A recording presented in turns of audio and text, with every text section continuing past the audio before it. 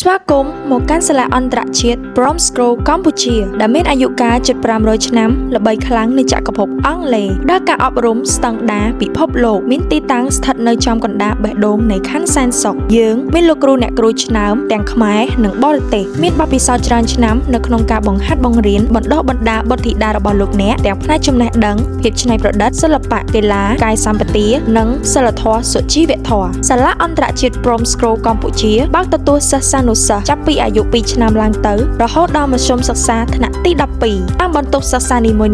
មានបំពាក់នូវសម្ភារៈបរិក្ខារសិក្សាសម្បូរបែបទំនើបឈានមកគេចុងក្រោយបរិយាកាសធំទូលាយមានសាលប្រជុំក្លឹបហាត់ប្រាណហាត់កីឡាច្រើនប្រភេទដូចជាបាល់ទះបាល់បោះវាយសីទីធ្លាបាល់ទាត់រត់ប្រណាំងអាងហែលទឹកប្រើខ្លោធម្មជាតិដែលសំយោគពីអំបិលមិនប៉ះពាល់ដល់ស្បែកភ្នែកសក់កុមារនិងមនុស្សធំអមទៅដោយ Playground សម្រាប់ក្មេងលេងកម្សាន្តមិនចេះចិនណាយជាពិសេសមានបន្ទប់សិល្បៈបន្ទប់កុំព្យូទ័របច្ចេកវិទ្យាបន្ទប់ពិសោធន៍ដែលជំនួយដល់ការសិក្សានិងការអនុវត្តជាក់ស្ដែងរបស់សិស្សានុសិស្សក្នុងពេលនិងកន្លែងតែមួយនៅសាលាអន្តរជាតិ Prom School កម្ពុជាយើងផ្ដល់ការអប់រំបែបអង់គ្លេសដ៏ពេញលេញដែលបណ្ដុះបណ្ដាលនូវសក្តានុពលផ្នែកកាយសិក្សានិងគំនិតច្នៃប្រឌិតរបស់កុមារគ្រប់រូបចាប់ពីថ្នាក់រៀនរហូតដល់កន្លែងក្មេងលេងនិងបន្ទប់តន្ត្រីគ្រប់កន្លែងទាំងអស់ត្រូវបានរចនាឡើងដើម្បីជួយកុមារឲ្យរីកចម្រើនដោយភាពជឿជាក់ភាពច្នៃប្រឌិតនិងភាពរីករាយសាលា Prom School បច្ចុប្បន្ន